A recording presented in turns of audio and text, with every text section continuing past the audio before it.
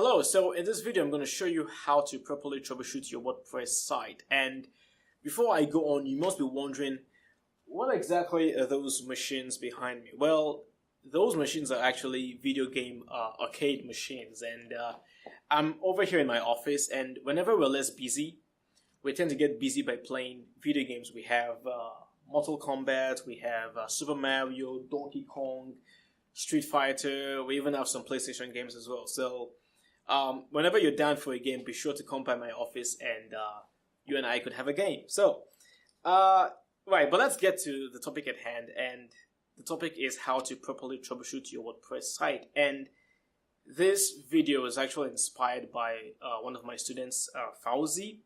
I hope I'm pronouncing your name properly. If I'm not, do forgive me.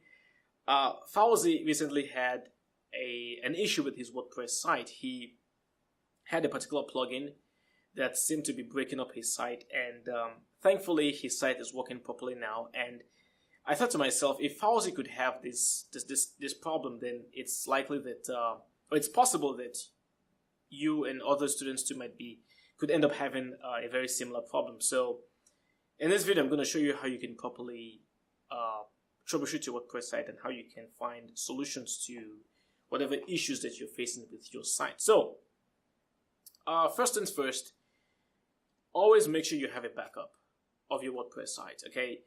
Having backups is easily the easiest and simplest method of overcoming whatever problems you might have with your WordPress site. Contact your web hosts and make sure that they perform at least every month they have at least 4 backups of your WordPress site, okay? It's not something that you should take for granted. Contact them, make sure that they're actually keeping backups of your WordPress site. Now, how often they keep backups will depend largely on the kind of plan that you're using with them. Some plans, of course, the more expensive the plan you have with them, then the more likely it is that they will be keeping even daily backups of your WordPress site. So contact them and find out how often they make backups of your site. If you're having any issues, the easiest method will be just to restore an older version of your site, and that's it. Problem solved.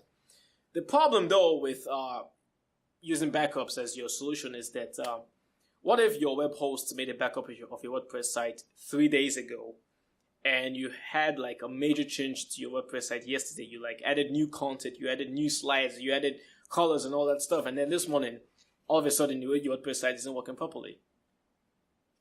Even if you restore the backup from 3 days ago, you're going to lose all the changes that you made yesterday, and that's happened to me before, and that was a huge bummer for me. So what can you do? How can you fix whatever issue you might have with your WordPress site? From my experience, it's usually one of two things. It's either one, you've recently updated your theme or your plugin or one of your plugins, and you now have this problem. That's usually one of the two most common reasons why your WordPress site breaks. The second reason is because you've installed a brand new plugin.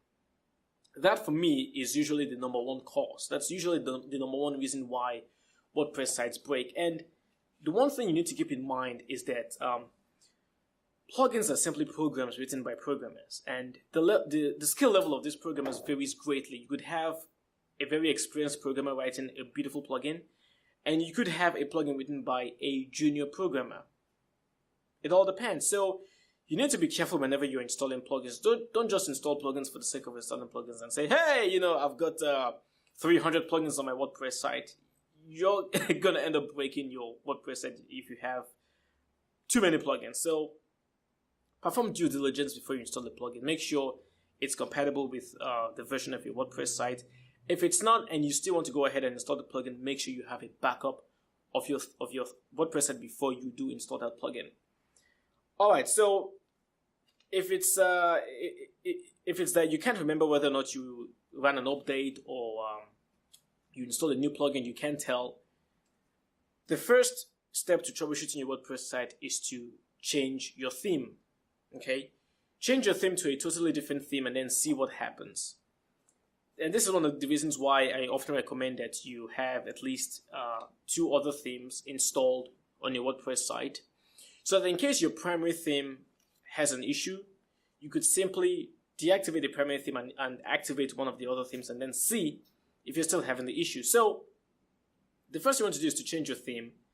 And if it turns out that, oh, it's actually my theme that's broken, you've activated another theme and your WordPress site is working perfectly, then you know that it's your theme that has a problem. Now, there are two things you could do in this case. It's either one, you could simply contact the author of the theme and say, hey, your theme is breaking my WordPress site. Could you please help me out? Could you please help me fix what the problem might be?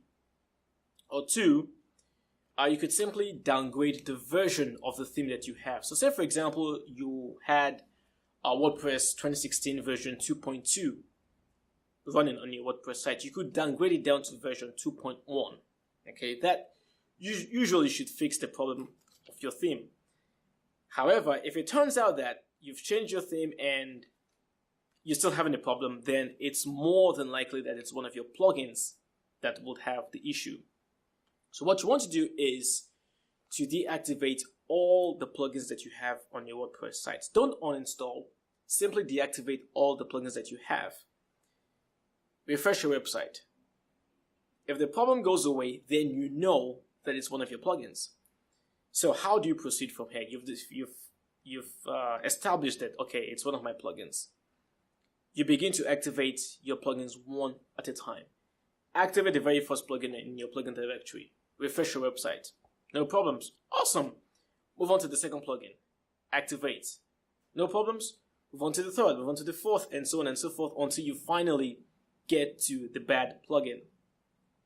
Now, once you've gotten your hands on the bad plugin that's actually causing a problem on your website, there are a few things that you could do. The first thing you could do is to, again, contact the author of the plugin and say, hey, I installed the plugin, I'm having this issue, please help out, The second alternative you could take is to simply find yourself another plugin. And this is one of the best things about WordPress. WordPress has, for every plugin that performs a particular function, you've got 100 other alternatives. So say, for example, your meta slider plugin is having issues on your WordPress site. You could simply install another plugin. You could install the Revolution slider. You could install Flex slider. You have so many other options that, it's crazy. You don't have to use the same plugin. Simply find another plugin, install it, and then see if that actually works and doesn't break your WordPress site. But if for some reason it turns out that you really cherish this plugin like a puppy, you don't want to let the plugin go, what you can do is to simply install an older version of that plugin. And I will show you in a separate video how you can actually find and install an older version of your plugin. Now, in some instances, in some very serious instances, it's possible that your plugin or whatever issue you might be having with your WordPress site is so bad that you don't even have access to the backend any longer. It's not possible for you to deactivate a plugin or install a new plugin. In short, basically, you've been shut out of your WordPress site. So how do you solve the problem if you can't even access the backend of your WordPress site?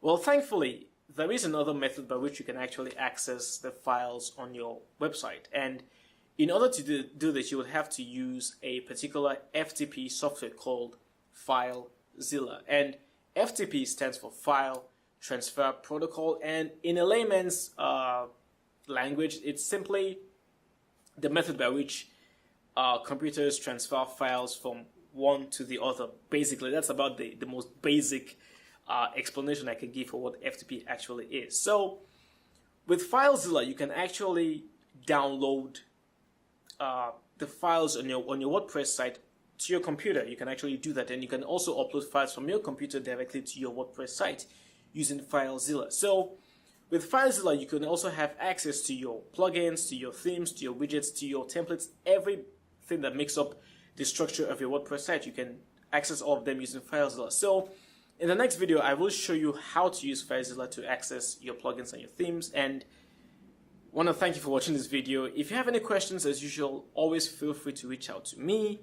Do not be shy. And thank you for watching this video once again. I will see you in the next class. And before I go, I will try. I've never done this before, but I will try to create some sort of flow chart or some sort of presentation that accurately describes the steps that you should take whenever you're having issues with your WordPress site. So if step A fails, move to step B. If step B works, then move on to step C, something like that. I will try to create some sort of diagram, and I will attach it to the resources tab for this particular video. If at the time you're watching this video you still haven't seen that presentation, then that means I haven't uploaded it yet. But as soon as I do, I will be sure to send out an announcement to everyone. So once again, thank you for watching. I will see you in the next class. Bye for now.